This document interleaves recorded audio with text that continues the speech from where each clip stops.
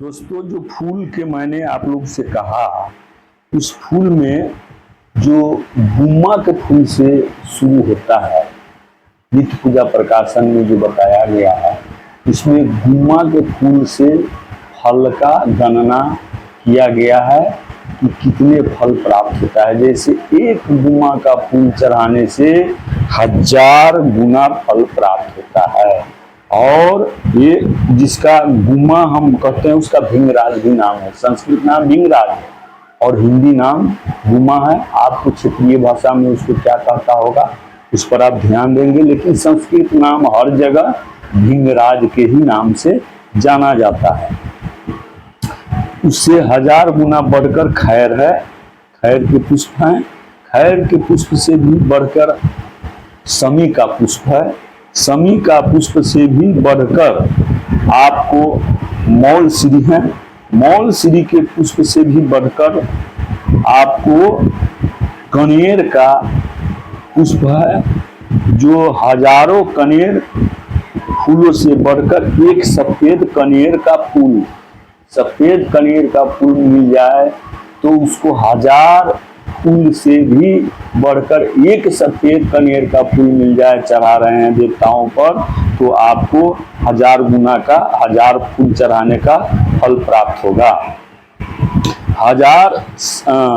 हजारों सफेद कनेरों का फूल से बढ़कर, हजारों कुशों को फूल से बढ़कर बनने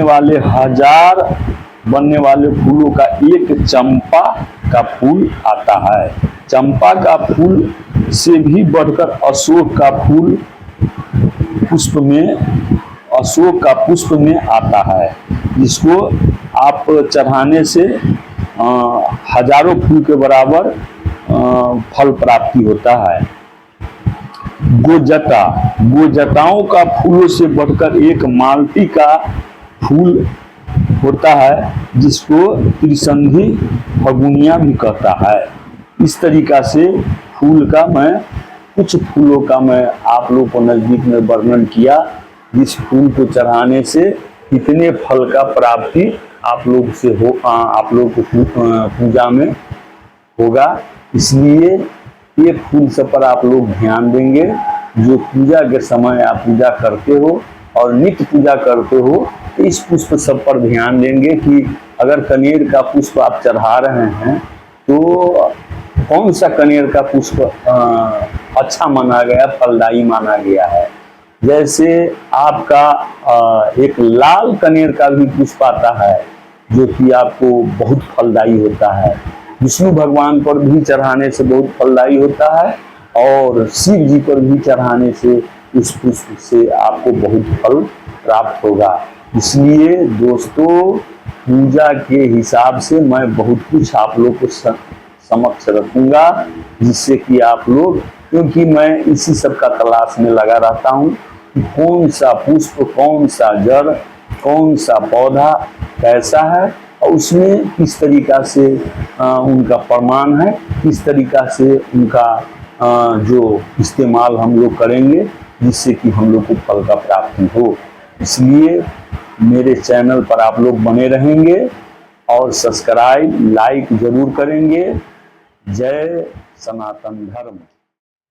दोस्तों, जो फूल के मैंने आप लोग से कहा, उस फूल में जो गुम्मा के फूल से शुरू होता है, नित्य पूजा प्रकाशन में जो बताया गया है, इसमें गुम्मा के फूल से फल का गणना किया गया है कि कितने फल प्राप्त होता है। जैसे एक गुम्मा का फूल चढ़ाने से 1000 गुना फल प्राप्त होता है। और ये जिसका गुम्मा हम कहते हैं, उसका भिंगराज भी नाम है। संस्कृत नाम भिंगराज है और हिंदी नाम गुम्मा है। आपको क्षेत्रीय भाषा में उसको क्या कहता होगा, उस पर आप ध्यान देंगे, लेकिन संस्कृत नाम हर जगह भिंगराज के ही नाम से जाना जाता है। उससे 1000 गुना बढ़कर खैर है, खैर के पुष्प हैं। खैर के पुष्प से भी बढ़कर समी का पुष्प है। समी का पुष्प से भी बढ़कर आपको मौलश्री है। मौलश्री के पुष्प से भी बढ़कर आपको कनेर का पुष्प है, जो हजारों कनेर फूलों से बढ़कर एक सफेद कनेर का फूल, सफेद कनेर का फूल मिल जाए तो उसको हजार फूल से भी बढ़कर एक सफेद कनेर का फूल मिल जाए, चढ़ा रहे हैं देवताओं पर, तो आपको 1000 गुना का 1000 फूल चढ़ाने का फल प्राप्त होगा। हजारों सफेद कनेरों का फूल से बढ़कर, हजारों कुशों को फूल से बढ़कर बनने वाले फूलों का एक चंपा का फूल आता है। चंपा का फूल से भी बढ़कर अशोक का पुष्प में आता है, जिसको आप चढ़ाने से हजारों फूल के बराबर फल प्राप्ति होता है।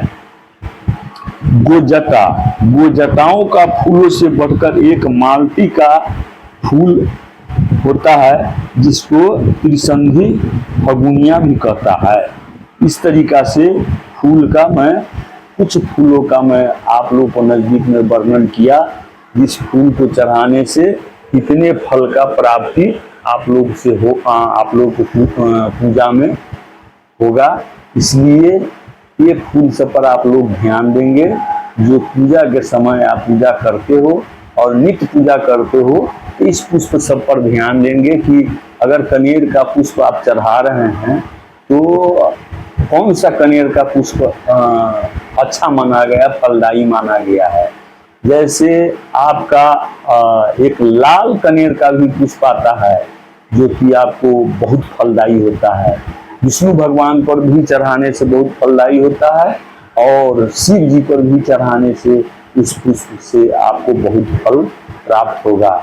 इसलिए दोस्तों, पूजा के हिसाब से मैं बहुत कुछ आप लोग को समक्ष रखूंगा, जिससे कि आप लोग, क्योंकि मैं इसी सब का तलाश में लगा रहता हूँ कि कौन सा पुष्प, कौन सा जड़, कौन सा पौधा कैसा है, और उसमें किस तरीका से उनका प्रमाण है, किस तरीका से उनका जो इस्तेमाल हम लोग करेंगे, जिससे कि हम लोग को फल का प्राप्ति हो। इसलिए मेरे चैनल पर आप लोग बने रहेंगे और सब्सक्राइब, लाइक जरूर करेंगे। जय सनातन धर्म।